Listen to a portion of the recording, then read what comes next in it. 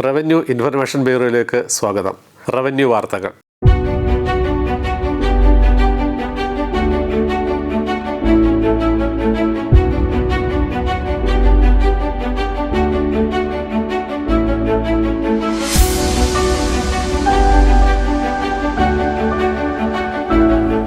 പ്രധാന വാർത്തകൾ.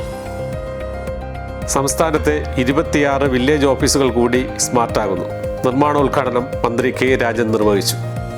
പട്ടയ വിതരണത്തിൽ കേരളത്തിൽ ഒന്നാമത് പാലക്കാട് ജില്ലയെന്ന് മന്ത്രി കെ രാജൻ. ജില്ലയിൽ നടന്ന വിവിധ താലൂക്ക് തല പട്ടയമേളകൾ മന്ത്രി ഉദ്ഘാടനം ചെയ്തു. വയനാട് രക്ഷാപ്രവർത്തനം മെമ്മോറാണ്ടത്തിലെ എസ്റ്റിമേറ്റ് തെറ്റായ രീതിയിൽ പ്രചരിപ്പിക്കുന്നു. മാലിന്യമുക്ത നവകേരളം ക്യാമ്പയിൻ തൃശൂർ ജില്ലാ നിർവഹണ സമിതി യോഗം മന്ത്രി കെ രാജൻ ഉദ്ഘാടനം ചെയ്തു. നിപ വൈറസ് മലപ്പുറം ജില്ലയിൽ കൺട്രോൾ സെൽ പ്രവർത്തനം ആരംഭിച്ചു. സംസ്ഥാനത്തെ വിവിധ ജില്ലകളിലെ 26 സ്മാർട്ട് വില്ലേജ് ഓഫീസുകളുടെ നിർമ്മാണം റവന്യൂ ഭവന നിർമ്മാണ വകുപ്പ് മന്ത്രി കെ രാജൻ ഉദ്ഘാടനം ചെയ്തു. സംസ്ഥാനത്ത് 520 വില്ലേജ് ഓഫീസുകൾ സ്മാർട്ട് വില്ലേജ് ഓഫീസുകളായി മാറിയതായി മന്ത്രി അറിയിച്ചു.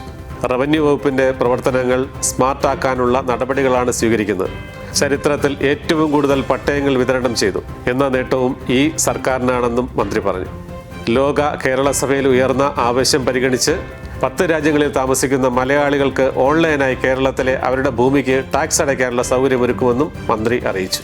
കുട്ടനെല്ലൂരിൽ നിർദ്ദിഷ്ട ഒല്ലൂർ സ്മാർട്ട് വില്ലേജ് ഓഫീസ് കെട്ടിട നിർമ്മാണത്തിനായി നിശ്ചയിച്ചിട്ടുള്ള സ്ഥലത്ത് നടന്ന ഉദ്ഘാടന ചടങ്ങിൽ തൃശൂർ MLA പി ബാലചന്ദ്രൻ അധ്യക്ഷനായി.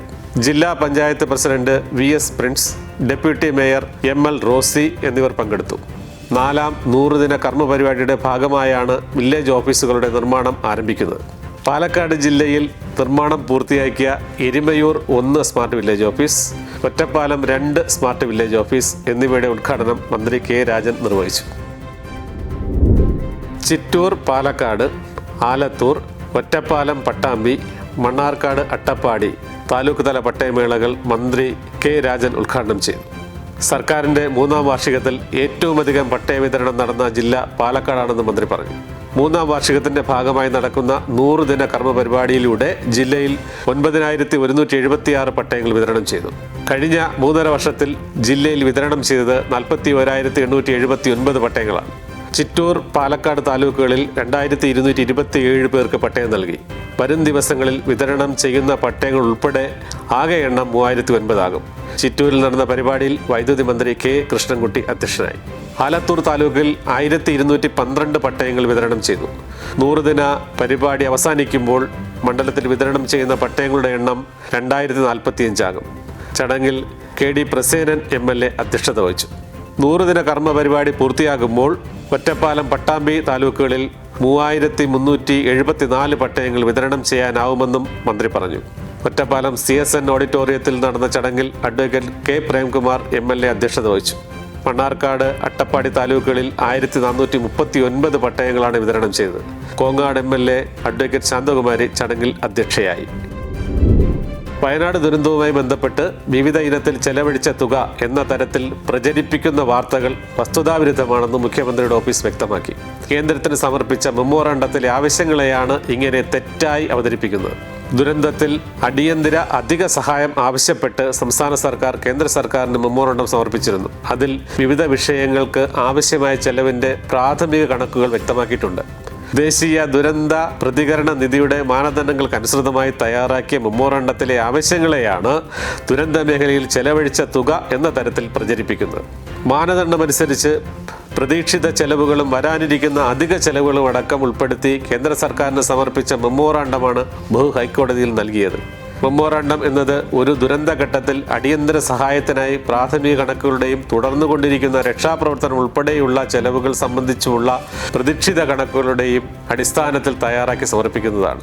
ഇത് ചെലവഴിച്ച തുകയുടെ കണക്കുകളല്ല, മറിച്ച് ദുരന്തമുണ്ടായ പ്രദേശത്തെ രക്ഷാപ്രവർത്തനവും പുനരധിവാസവും ഉൾപ്പെടെ മുന്നിൽ കണ്ട് തയ്യാറാക്കുന്ന നിവേദനമാണ്. മാലിന്യമുക്ത നവകേരളം ജനകീയ ക്യാമ്പയിൻ തൃശൂർ ജില്ലാതല നിർവഹണ സമിതി രൂപീകരണ യോഗം റവന്യൂ മന്ത്രി കെ രാജൻ ഉദ്ഘാടനം ചെയ്തു. 2025 മാർച്ച് 30 മാലിന്യമുക്ത നവകേരള പ്രഖ്യാപനം നടത്തുമ്പോൾ തൃശൂർ ജില്ല 1ാം സ്ഥാനത്ത് എന്ന് കേൾക്കുന്നതിന് എല്ലാ ജനവിഭാഗങ്ങളുടെയും സഹകരണം ഉണ്ടാകണമെന്ന് മന്ത്രി കെ രാജൻ പറഞ്ഞു. ജില്ലാ പഞ്ചായത്ത് പ്രസിഡന്റാണ് ജില്ലാതല സമിതിയുടെ ചെയർപേഴ്സൺ. വൈസ് പ്രസിഡന്റ്, വൈസ് ചെയർപേഴ്സണും ജില്ലാ കളക്ടർ കൺവീനറുമാണ്. മാലിന്യമുക്ത നവകേരളം എന്ന പേരിൽ സംസ്ഥാനം നടന്നുവരുന്ന ക്യാമ്പയിൻ ജനകീയ സ്വഭാവത്തോടെ വിപുലീകരിച്ച് പൂർത്തിയാക്കുകയാണ് ലക്ഷ്യം.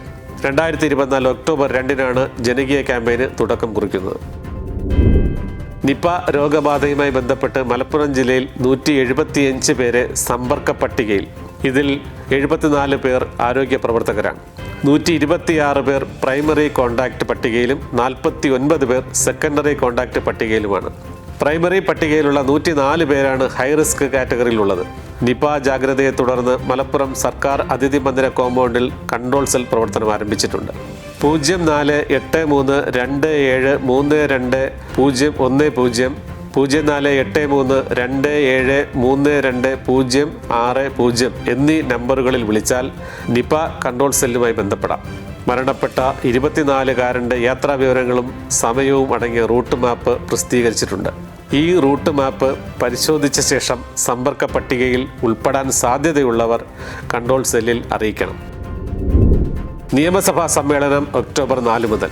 15ാം കേരള നിയമസഭയുടെ 12ാം സമ്മേളനം ഒക്ടോബർ 4 മുതൽ ചേരും.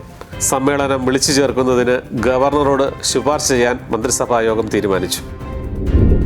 ദേവികുളം മെയിൻ്റനൻസ് ട്രിബ്യൂണലിന് സംസ്ഥാന സർക്കാരിൻ്റെ പുരസ്കാരം. The maintenance and welfare of parents and senior citizens act 2007 പ്രകാരം സ്ഥാപിക്കപ്പെട്ടിട്ടുള്ള ദേവികുളം മെയിൻ്റനൻസ് ട്രിബ്യൂണലിന് സംസ്ഥാന സർക്കാരിൻ്റെ പുരസ്കാരം. വയോജനക്ഷേമത്തിനായി സ്ഥാപിക്കപ്പെട്ടിട്ടുള്ളതാണ് മെയിൻ്റനൻസ് ട്രിബ്യൂണൽ. സബ് കളക്ടറാണ് ട്രിബ്യൂണൽ അധികാരി. സംസ്ഥാനത്തെ നിയമസഭാ മണ്ഡലങ്ങളിലെ അസിസ്റ്റന്റ് റിട്ടേണിംഗ് ഓഫീസർമാരായിരുന്ന തദ്ദേശ സ്വയംഭരണ വകുപ്പിലെ BDOമാരെ മാറ്റി പകരം റവന്യൂ വകുപ്പിലെ മുഴുവൻ തഹസിൽദാർ എല്ലാർമാരെ അസിസ്റ്റന്റ് റിട്ടേണിംഗ് ഓഫീസർമാരാക്കിക്കൊണ്ട് കേന്ദ്ര തെരഞ്ഞെടുപ്പ് കമ്മീഷൻ വിജ്ഞാപനം പ്രസിദ്ധീകരിച്ചു.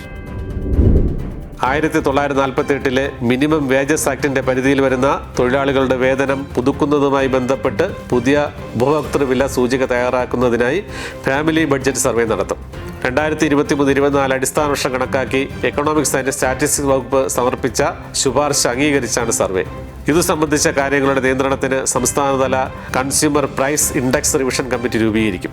Deputy director, research assistant, LD compiler, LD typist എന്നീ തസ്തികകൾ 18 മാസത്തേക്ക് സൃഷ്ടിക്കും. പുനർവിന്യാസം വഴി ഈ തസ്തികകളിലേക്ക് നിയമനം നടത്തും.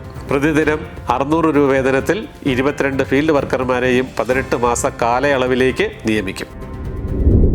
ഇതോടെ ഈ ബുള്ളറ്റിൻ പൂർണ്ണമാകുന്നു.